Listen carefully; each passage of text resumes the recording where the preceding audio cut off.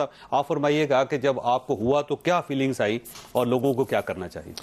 بسم اللہ الرحمن الرحیم. بہت شکریہ چوئی صاحب. سب سے پہلے تو میں آپ کا اس حوالے سے شکریہ ادا کرتا ہوں، اور اس سلسلے میں نے آپ سے بقدر درخواست بھی کی تھی کہ آپ ایک پروگرام جو ہے وہ خصوصی طور پہ کرونا کے حوالے سے کریں، اور اس سے پہلے بھی آپ نے ایک پروگرام کیا تھا، اور اس میں جن حضرات کو کرونا ہو چکا ہے ان کے تجربات اور خاص طور پہ کیا کیا تدابیر انہوں نے اختیار کی، کیا کیا انہوں نے علاج کیا، اس کے حوالے سے عوام کو جو ہے زیادہ سے زیادہ جو ہے معلومات وہاں پہنچائی جا سکیں.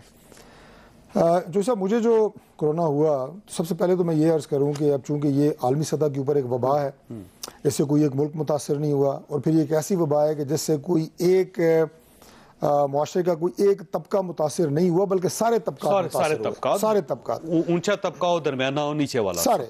اور اس میں اگر میں صرف اسلام آباد کی بات کروں تو ابھی یہ جو لہر چل رہی ہے کرونا کی، اس میں ہم دیکھ رہے ہیں کہ پچھلے 3 سے 4 ماہ میں بہت زیادہ یعنی نامور لوگ جو ہیں وہ بھی اپنی جان سے ہاتھ دھو بیٹھے.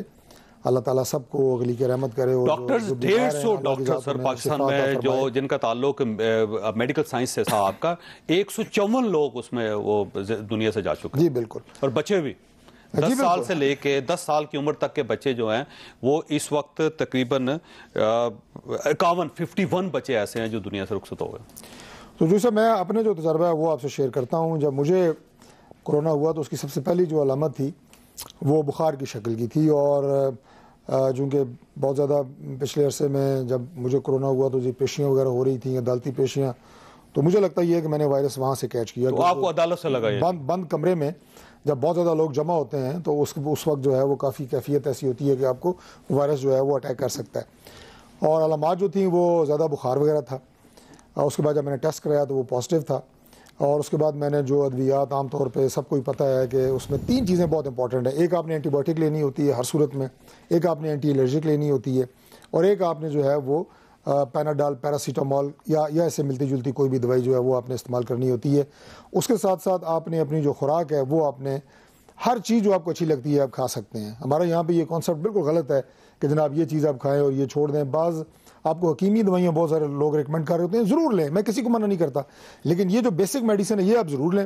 خوراک اپنی بہت اچھی رکھیں، اسٹیم بھاپ جیسے کہتے ہیں وہ ضرور لیں، آرام کریں، اپنے آپ کو بالکل آئسولیٹ کریں، گھر والوں سے علیحدہ کر کے رکھیں کم از کم 14 دن. تو یہ تو بنیادی چیزیں ہیں. اب اس کے بعد جب آپ یہ ہمارے شاہد خاقان عباسی صاحب کو ہوا نا، ان کو بلکہ وہ کہنے لگے ہوا یہ کہ کہتے میرے پورے گھر کو ہو گیا، صرف مجھے نہیں ہوا، تو میں نے باقی سب کو چھوڑ دیا کھلا اور میں نے خود اپنے آپ کو کوارنٹائن کر لیا. جی. تو اب اس میں جو صاحب جو چیز سب سے اہم ہے، جو میں نے جیسے کہا کہ اس میں قیمتی انسانی جانوں کا نقصان بھی ہوا، اس کی وجہ کیا ہے؟ سب سے زیادہ لوگ جو ہیں، جو میرے ذاتی تجربہ ہے، میں ویسے ڈاکٹر بھی یہ بات کہہ رہا ہوں، اور چونکہ سیاسی میدان میں ہونے کی وجہ سے بہت زیادہ روابط ہوتے ہیں لوگوں سے، بہت زیادہ لوگوں سے معلومات ملتی ہیں ملنے کے بعد، وہ سب سے اہم چیز یہ ہے کہ جب کرونا ہوتا ہے تو ہمارے لوگ اپنے آپ کو گھروں میں بند کر لیتے ہیں، آئسولیٹ کر لیتے ہیں، اور وہ اپنے ٹیسٹ نہیں کراتے. تو یہ پیغام بہت ضروری ہے عوام تک پہنچانا کہ آپ اپنے بلڈ ٹیسٹ جو ہیں بہت ضروری ہیں، وہ روزانہ کروائیں، 2 دن بعد، 3 دن بعد. جب آپ کو پتہ چلا کہ وائرس موجود ہے، ڈیٹیکٹ ہو گیا آپ کی باڈی میں، فوری طور پہ آپ اپنے بلڈ کے ٹیسٹ کرائیں. اس میں آپ کو پتہ چلتا ہے کہ بلڈ میں انفیکشن کتنی ہے. اور اس کے ساتھ سب سے ضروری یہ ہے کہ آپ اپنے چیسٹ ایکس رے کرائیں، چھاتی کا ایکس رے کرائیں. وہ 1000 سے کم روپے میں ہوتا ہے، ہر جگہ آپ کو میسر ہے. وہ بنیادی طور پہ آپ کو بتاتا ہے کہ کیا آپ کے پھیپھڑوں کے اندر نمونیا کی علامات کوئی شروع ہو چکی ہے یا نہیں ہو چکی.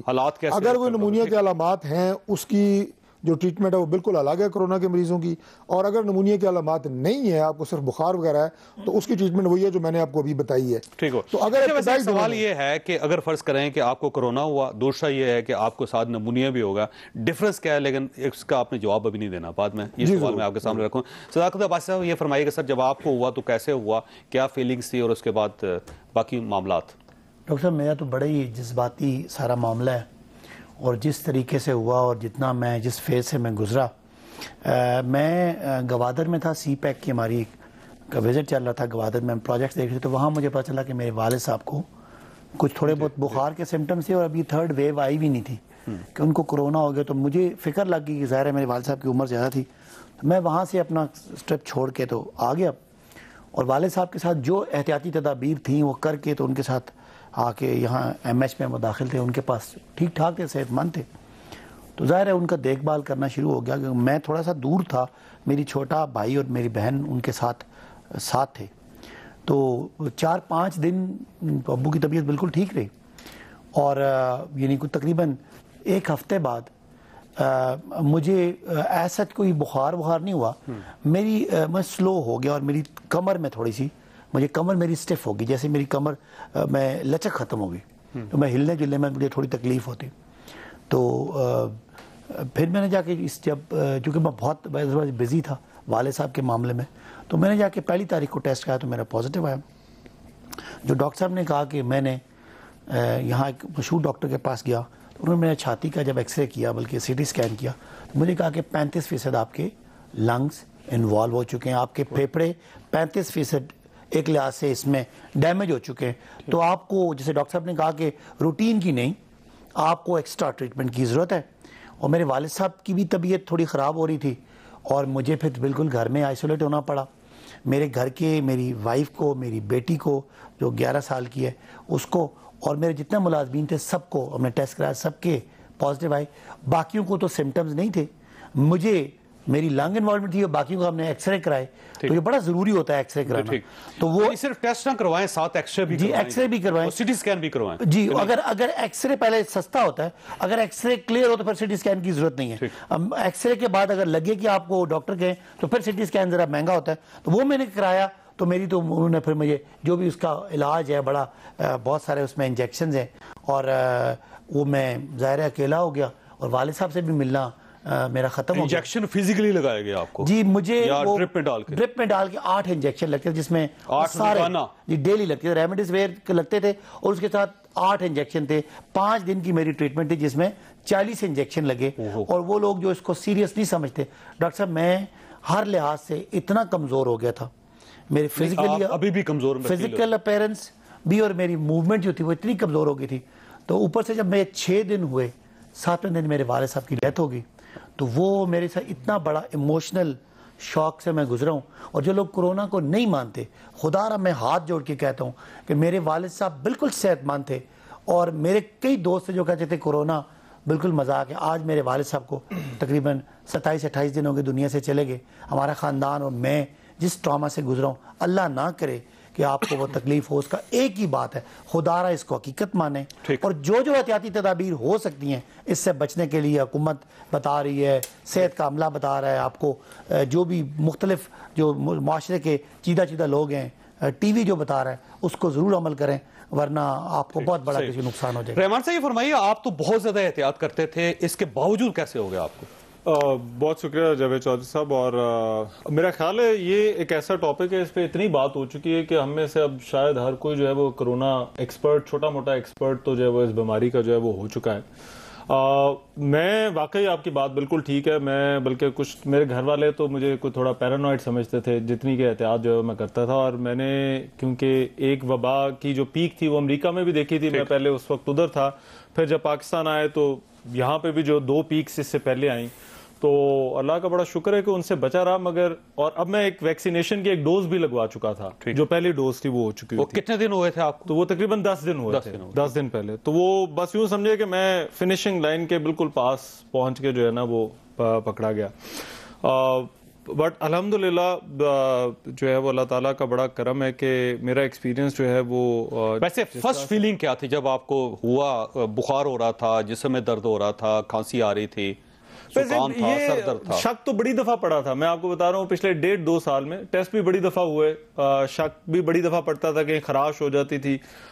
مگر یہ جس دن ہوا نا, اس دن جو ہے وہ مجھے پتا چل گیا تھا کہ یہ کرونا ہی ہے. ویسے کیا فیلنگ اس کی آپ دیکھیں, مطلب میں بہت فزیکلی جو ہے وہ کافی رننگ بہت ریگولرلی کرتا ہوں, اور اللہ کا شکر ہے کہ چھوٹا موٹا بخار یا کھانسی وانسی ان سے بھی جو ہے وہ میں بچا ہی رہتا ہوں.